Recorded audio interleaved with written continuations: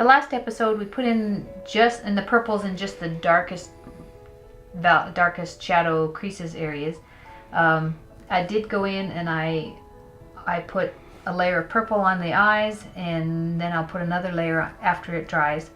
I intensified the purple in some of the areas where the shading is a little bit darker, and then I'm starting to put now some oranges, the second layer, on top of the first layer. And then I'll put probably another layer of purple just to create some depth and some form. This horse's nose is going to kind of, it comes down, so I want my shadow to be a little darker on this side than up here. My first layer of the eye, I put orange, and then the second layer, I did a layer of purple, quite intense, kind of like this value. And now I'm starting to come through, and I started here, but I'm going to be putting in some dark brown. And once that's all dry, then I'll come in and I'll lift out some of it to create, as you can see, the eye here has a little bit of some depth to it and some lighter color.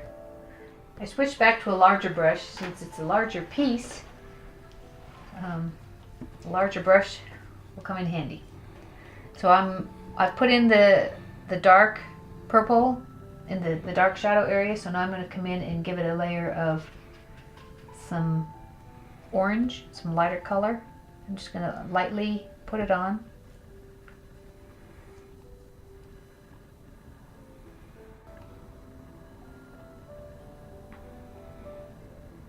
The areas that are more shadow, they can stand to have some thick paint, thicker layers. The areas that are in lighter will have more thin wash.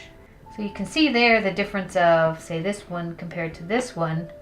This has a lot more depth to it than that, and it has a lot more interest than that. And where there wasn't any shadow, I won't put any purple on that yet. This side of the horse has a little bit more blue, just because the light's coming from this side. So I'm going to go with it, just try to get a little bit paler orange so it won't mess my blue up. I don't want to paint over my pencil line.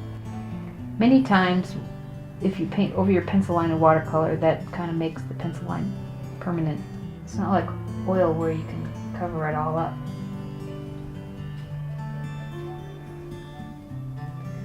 These are all transparent watercolors that I'm using. There are opaque watercolors, but these are transparent. So it helps you see through the glazes. When that layer is dry, then I'll come back in probably with another layer of purple. I don't want to put the blue on till last because too many colors on top of each other can eventually muddy, but the oranges and the oranges and the purples, I'm going to layer all those first and decide if I need 1 layer, 2 layer, 3 layer. The more layers I do, the more depth. So I'm going to come back with some purples.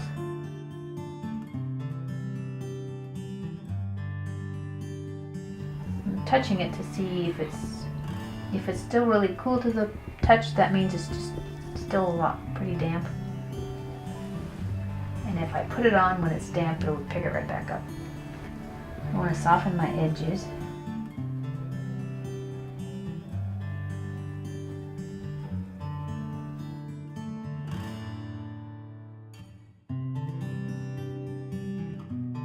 To a certain point, you can pick paint up on your aqua board.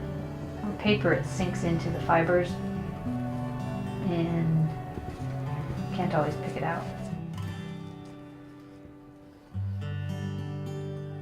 I'm going to continue to work on this piece, building up. I'm working on the main body of the head, not painting in any of the mane yet. Building up the purples and the oranges in several layers, and then when I feel that is ready, then I'll stop, and then that's when we'll bring in some blues.